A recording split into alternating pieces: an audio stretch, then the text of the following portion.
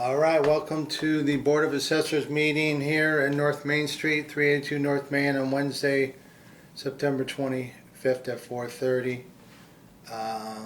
In accordance with MGL Chapter 38, Section 20, required to ask anyone taping this meeting, and LCAT is taping and viewing our meeting, and we tape our own meetings, and no one from the public is here to view our meeting.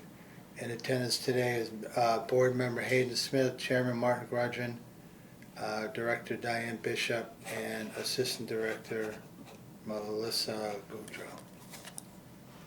And we will table the review of the minutes because we have a member missing today for next meeting, which is okay. We're moving on to warrants and administrative. 2024 motor vehicle excise commitment number 5. Amount of $81,852.50. Here we go.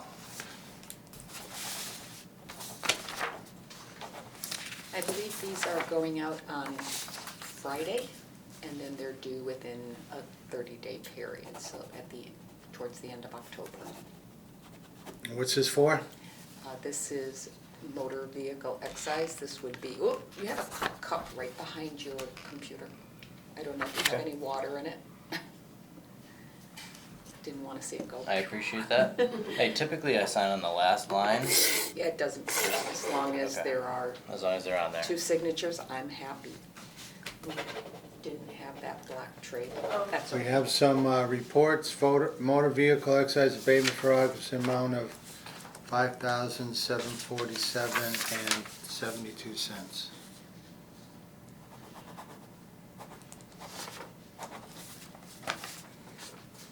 We have an uncollectible motor vehicle excise abatement for August. Gotta get this thing off here. For $2,638.74. This is the group that A you lot signed. of uncollectible. But as we mentioned when you signed off, that they will still remain marked at the registry, Right. and then if anyone goes to renew, they will have to pay whatever's owed. Pay to play. Notice of accountant for August, amount of $134.06. Boom. Notice to accountant for September, an amount of $81,852.50 for the commitment number 5.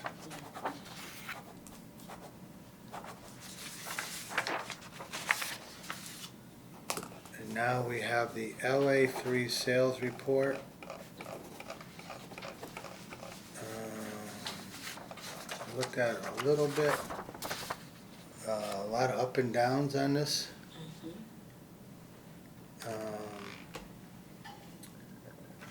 The fourth one down is definitely non-arm's length.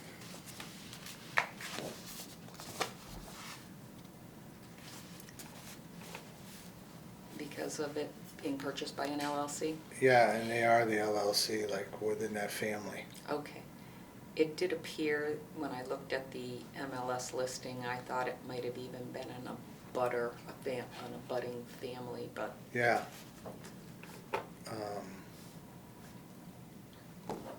Yeah, just like the one above has nothing to do with that one too, by the way. Even though the same name, but no, that's not a real sale. okay. Fourth one down. Condo had a pretty normal value. Land sales.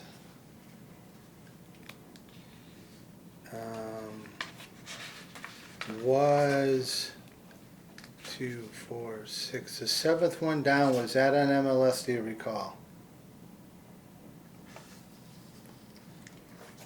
Two, 3, 4, 5, 6. The .97 one. I did write not on the MLS. Yes, that's, he bought from his, that person bought from his grandmother or grandfather.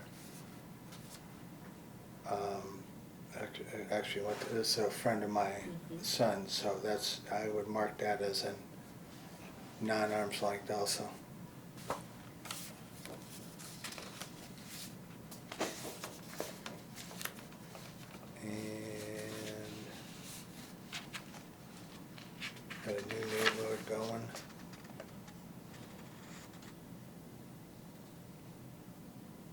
market is still a little nutty. I did put on Facebook, but not from East Long Meadow, that the highest over asking I've seen was $180,000. Listed for $450, sold for $630,000 cash in Northampton. I didn't put the address, I didn't put the MLS number, but it's an all-time record of what I've seen. Wow, it's amazing. Yeah, 180,000 over. Is that just a failure to list it at a high enough price? I think so, because it's above the center, it's in a good location, and it has 5 bedrooms. And I have a feeling sometimes at Smith College, someone whose daughter might have went there going like, we could rent this out. So I think it was underlisted, but 180,000 over. Cash, of course.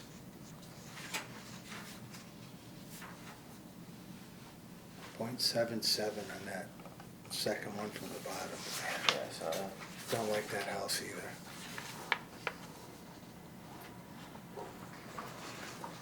Wow. That's all I have for LA3. Any questions, Hayden? nope. Diane, you're all set with that? I am. All right, on to building permits. 3 new dwellings, 20 year to date, so we're definitely picking up over last couple of years. What, oh yeah, but they're not built yet because I drove down. So 2 single families and a condo? Yes. Okay.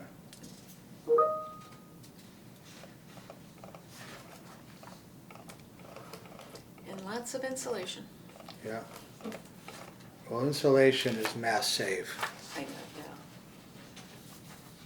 yeah. And I noticed that every time there's a new house that is purchased, within a month's time, there's a permit for insulation. Is it too? So I'm really? sure that it's being, I don't want to say targeted, but I'm sure that mass mailings are going out to anyone who recently All right. purchased. Oh, okay. And some of them are even newer homes that I would think wouldn't have as much of an insulation issue No. as our older ones, but Yeah, I was on here, this list 2 months ago, so. That's it, a couple of solars. 53 hours. I did a solar seminar, but we don't need to bring that up here. But that's it for permits. Any questions? Hayden, all set with that? Yes, sir. All right, director's report from Diane Bishop. So the second quarter legal file was forwarded to the tax collector, and it got out very early, and they should already have been in people's mailboxes because we started receiving phone calls on Monday. These tax bills are due by November 1st, and then our actual tax bill, once we get the values approved and the tax rate approved, will be going out at the end of this year. Yeah. I remind people that tax payments fall under the collector's office, and the collector's office is still at the town hall in the center of town.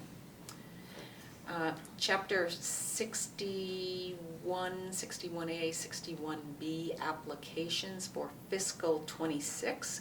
We'll begin accepting these on October 1st. And the deadline for this annual application for anyone under any of those forestry, agricultural, or recreational programs has changed from October 1st to December 1st. We will be sending out postcard reminders to the current applicants as a reminder. FY25 real estate exemptions, we begin accepting those applications starting November 1st, and the deadline is April 1 of 2025, but we encourage people, the sooner they get their applications in and we can put them before the board, the quicker it'll show up on their tax bill, and that's what people like to see, that their exemption is actually on their tax bill. And our fiscal 25 boat commitment just came in this week. We are now, Carrie Ann is responsible for uploading the boat excise. We do have to review the list and whittle down, because you cannot tax a boat that's under 16.5 feet. And so we get a list of every single boat, and we only assess boats that are legally registered. So we will be processing that most likely at your next meeting. You'll get a boat commitment warrant to sign off. I do want to remind people that they should be submitting by August 1st each year a form of list for their boats, so we know where the boat is moored. If they do not file one of these forms of list and they come in after October 31st and say, I don't have this boat anymore, there's no abatement that will be able to be processed to adjust that bill. How many Usually, fall in this category? we usually have about 100 Okay, bills in our town. alrighty. And that's all I have. Wow, short update, thanks Diane. Moving right along in open session, we have a schedule of 2012 uncollectible motor vehicle excise in the amount of $2,906.45. As it was last meeting, we had 2011 motor vehicle excise that we were asked to abate as uncollectible. And as I remind you each time, that they remain marked at the registry. If somebody does try to register a vehicle or get a new license and they have a mark at the registry, they will not be allowed to do any actions at the registry until they have paid anything that is owed to a municipality relating to excise. All right, sign that up. Next up is Crumbling Foundation Policy Review and Clarification.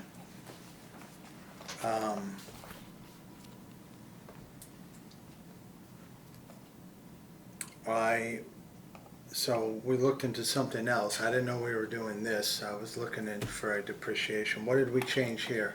That was exactly what this is. This is? Yes, we were looking to clarify the total depreciation. Total depreciation, And I know that you're still working on right.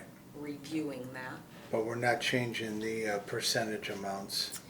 No, I was looking to only make sure that we had one sentence in there that said the total depreciation applied to a home with confirmed crumbling foundation shall not drop below the 75% depreciation level, with the exception of level E, which could drop to 100%. Right. Do we have a level E? I At the forget. present time, no, We we do do not. not have a Okay. level E. And we have one or two level Ds, I believe correct? we have 3. 3. So we gotta look at 3 level Ds. And they get 75% off their building value. Correct. Before depreciation or after depreciation? So that is the question. That we If- gotta work on, right? Right. We have one property that I know, I've been doing the 75% depreciation, 25% good. But if you also take into consideration their physical depreciation of their home, they would be 3% good, and the home that they are still currently living in and enjoying and occupying would be worth $12,000. Right. So that's why I'm trying to get the clarification, because we know that the utility of this building is more than $12,000. Yes, no And I doubt. just want to have it clarified in our policy. So moving forward, anyone that comes, that sits in your seats or our seats, Right. we follow the same policy as homes are getting older. Just remind me, give me that address after we're done. Okay. I gotta check it out. Yep. Okay, so we're still up in the air on that. So we'll table it until our next meeting? Table it till we figure it out. Okay. And moving on to ADUs. Yes, I know that you had asked me to put ADUs or accessory dwelling. You have affordable, just let you know on this thing, not accessory. Oh, then My bad. Okay, just want to make sure we're on Okay. the same. Yes, ADU is Accessory accessory dwelling, dwelling units, and you had asked that I put this back on or put it on the agenda to have a conversation, and this accessory dwelling units are now by right, due to recent the governor enacted a law that people can have accessory dwelling units. It does not go into effect until February 3rd of 2025. I do know that the planning board is currently working on a bylaw, and the director of planning, Rob Waschella, presented to the planning board at their recent meeting a PowerPoint presentation. So as they're moving forward, they have information to craft a new bylaw. It was very informative, so if anyone has an opportunity, they can watch the September 17th planning board meeting. It starts around 53 minutes, and you can see the PowerPoint presentation. You could watch the whole meeting. It was very informative, but this particular area starts at 53 minutes. And where was he from, speaking of it? He's our planning director. Oh, okay. So And it can be detached or attached, yes, it cannot be any more than, and he did 900 square feet. correct. It cannot be any more than 900 square feet or 1/2 the size of the main house, whichever is smaller. And we still have to adhere to zoning requirements. We do not have to have any more than one additional parking. They are prohibited from short-term rentals, but they cannot prevent the ADUs from becoming a rental unit. And there's no occupancy requirement that is attached to it. Yeah. And the Amazing. town cannot deny or prohibit someone from having a accessory dwelling unit on their property. Right. But it's kind of premature for us to really be having a conversation yet, because I think we need to let the planning board, start formulating ideas and bringing it to, at one of their meetings. And at that point, I also believe that the Department of Revenue, Division of Local Services will be providing guidelines for assessors to follow, because Right. this will be something new, and we're gonna have to learn how we really have to address it when it comes to sales, if we have to change coding, that type Right. of thing. So, They're coming. yes, so we will keep this, in the backs of our mind, and as soon as we have more information, we'll certainly. Right, but it's a state law, but we have to still have to abide by some local stuff. Correct. Yeah, it's very popular in California. They passed a law in New York and New Jersey, but not Connecticut.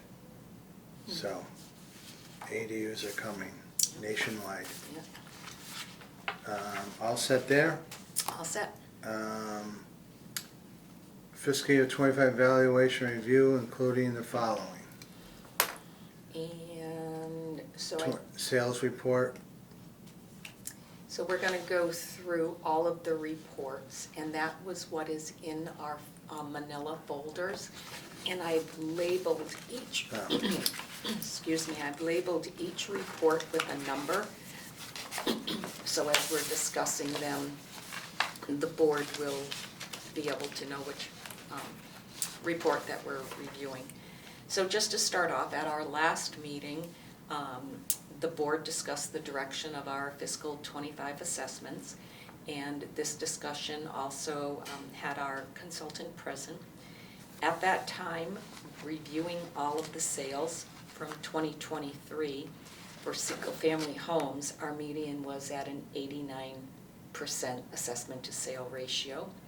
And we know that Massachusetts Department of Revenue requires us to be at 100% market value.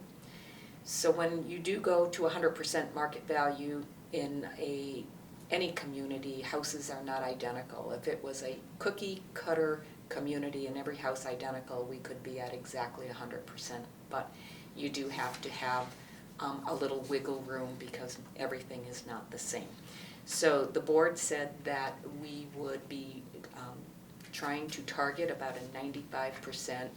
96% would bring us up to a 7%. And at that point, we can start reviewing the LA3 sales report. So this is the list of all of the sales, and this is totally from all the deeds that we've received. Right. So these. Including arm's length and non-arm's length. Correct. And you Every can. sale. Yep. Sorry. So the code towards the more right-hand side where it says current year, or NAL code, anything that has a letter there is not included in with the evaluation process because we do code those out. Anything else is within, and we have to then determine where our values are, what our median is, and we had already discussed it was at an 89, and we did bring it up, and right now our median really fell about a 94.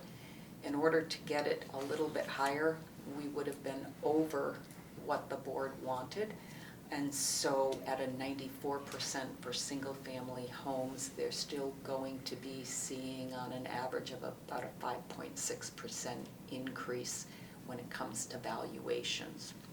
So this first report is basically the LA3 sales report from the deeds, and we will have to have the assessors log in once it's been discussed and decided to sign off in the DSL gateway. It will have to be signed off on. And I'm really hoping that this evening it can be signed off if you have your usernames and passwords. They no longer allow me to do it on the behalf of the board. Right. I do, and this is probably just being old school, I like to have signed copy, or people sign off on a hard copy to keep as a record. And I do have a copy that I made lines. Oh, sign that one too, okay. Right, and if you'd like to wait, I don't know if you need more review or discussion, but again, the sales are the sales. We can't make people change their sales. It was willing buyers and willing sellers.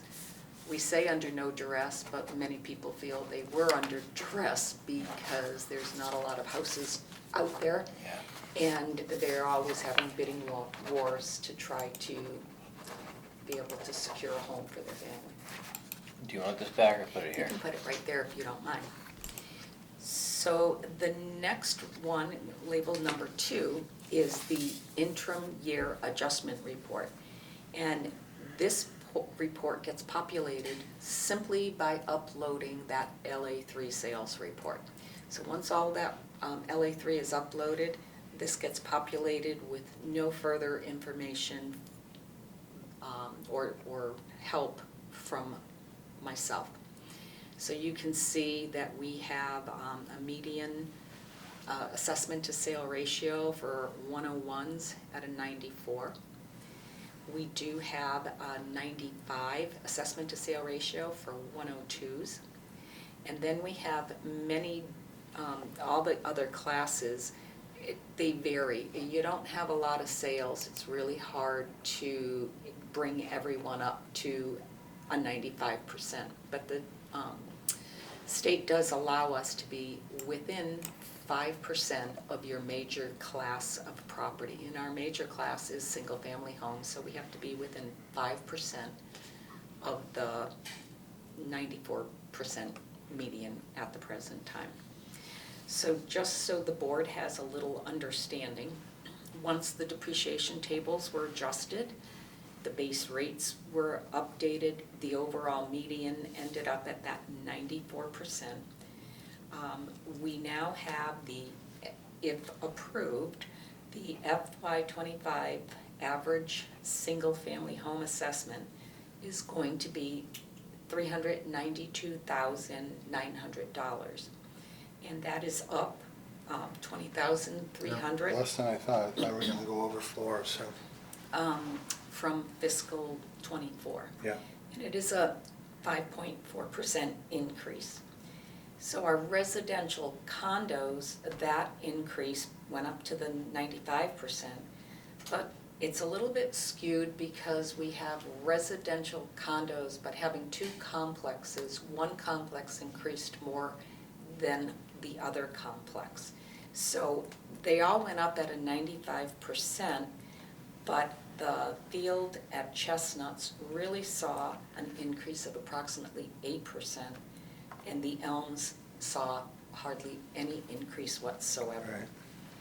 So this is another form that will have to be signed off by the board in the DSL gateway system.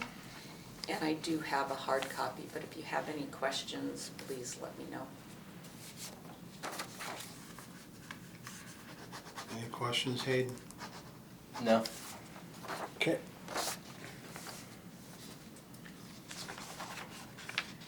So the next report is, I've got it labeled as number 3, Yeah. and that's our LA4 classification or our assessment. And this is as a result of all the changes based on the 2023 sales. These are our assessments lumped into categories. So you can see the total residential, single family, you can pick out whatever, you can see personal property. Again, once I pop this in, it just automatically gets uploaded. And this is what we're going to be presenting to DOR as our new value base. You can see that our new value base for real and personal property is at $2,846,098,700. 2 billion. Yeah. Oh, what did I just say? Million? Million. Yeah, you know, million, billion. Billion. So, at that point, if you have any questions, and if you do not, if you wouldn't mind signing, I'd be more than happy to, after the meeting, to stay if anyone needs. Can you just sign for both of us? Okay. No, it's okay. So, All right. you do have a number 4, and number 4 kind of goes with the number 3, but this is just a report showing you the comparison from last year to this year. So this is something that I always review, because when I'm reviewing this, I need to be able to document when the DOR field advisor reaches out and Yeah. says, well, why did this change and why, you know, that type of thing. So the first thing that jumped out at me when I looked at it was like, our parcel count is exactly the same for single-family homes, and we have new homes built. But we also had several homes that were demoed as they were making way for new subdivisions. Wow. Very odd. Yeah, it is odd. So we didn't have that many new homes last Yeah, we year. did not. So there was actually 5 homes that are new, but 5 101s that are no longer 101s, which made sense to me at that point, and so I have no worries when the the advisor reaches out, because I will be able to document. So again, it's just a recap. You can see on the last page, or page 3 of 3, the residentials overall was up 5.6, the commercials 8.2, the industrials 3.8, and personal property at 9.4. We did see large growth in personal property, mostly in the utilities. It accounts for the largest portion of it. So our values went up like 5.6%. But just let the public know that the values will be coming out. Some went up 4, 5, or 6%. And then On naturally, the spread, everyone's a little different. right, I was gonna say, and naturally, if anyone did any new construction or renovations, theirs not only went up the on the average 5%, but it also went up in addition to any additional renovations or new construction to their home. This does not need any signatures, it's more informational. Okay. And then we have our number 5 report, which Okay. is our LA 13, which is our new growth. And I was really concerned about new growth this year because we did not have a lot of construction. I do know that we had about, I had a sticky note here and I don't know where it went, but we had about $50,000 worth of residential, but we had 200,000 in personal property. And of that $200,000 of growth in personal property, it was approximately 150,000 was utilities. So our new growth is, 551,882, and that is preliminary. The advisor from DOR has to now go through and scrutinize, and if he deems that anything is not what he considers new growth, it does have to be removed. is that on, I don't see that, is that on 5 or 6? On 5, it's in the very bottom line on 5 near your thumb. Oh, right here? Yep. Okay. More than I thought, More than I thought I by a did. couple 100,000, so the personal property really was a factor, I know I spoke very with, necessary Yeah, the factor. personal property was almost as much as all residential. I know I spoke with our municipal finance director, and because I did not know at the budget process time what type of personal property growth we would get. And I did say I did not think we were going to get as much in new growth as in the past. And egg on my face with personal property. Right, well, the We're- 282, like we're looking at for residential, is the Yeah. lowest, Absolutely, and I don't even know when, absolutely. 10, 12, 15 years. And we did get a good amount in, That should go up though for next year, for sure. as long as With they the start new- building. Yeah, start building.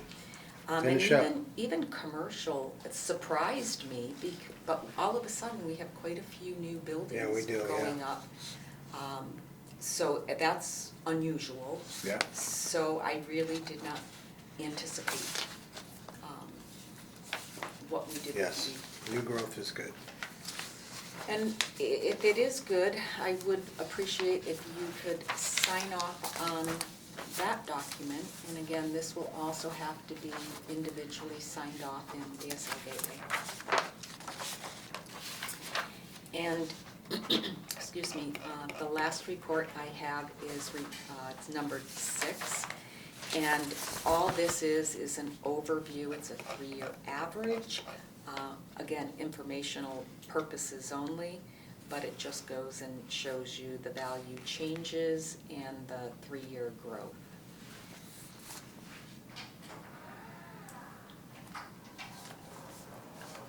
That's on 6. Yes, on number 6. So you can see where our average FY '25 home, single-family home value is coming in. You can see the 3-year average at the top of the page, so. Oh, so here, I see what you're Yeah. saying.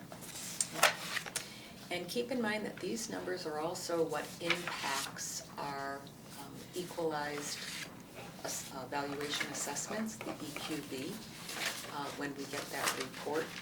And the EQV affects what is distributed to the town on the cherry sheet, amongst other things. Right. All right, great, a lot of reports. Yes, The so. value's up 5.5% for single family. So I believe that you've physically signed up on all, and again, just the requirement of actually doing it in DSL Gateway, and I will stay after if anyone has their passwords. If not, we can follow up with you tomorrow. Okay. Yeah, I'm signed in right here. Oh, awesome. So There you go to go. your LA3 forms is what you want? Yeah. So if you go in and you do your LA3, and then you go to, I believe it says sign, Let's see. or you go in and you scan down and it'll say assessors, and if you check the box, your name will automatically default, and then you would just save it. I do not believe you have a submit button, but if you do, please do not submit, because we have to submit these forms in an order, and we need to have enough signatures to constitute a legal submission. And at that point, I think I think you are done. I think that's it for, That is it for open session, I believe. And I will make a motion to go into executive session to discuss motor vehicle and boat abatements and an ATP update, and to record our open session votes.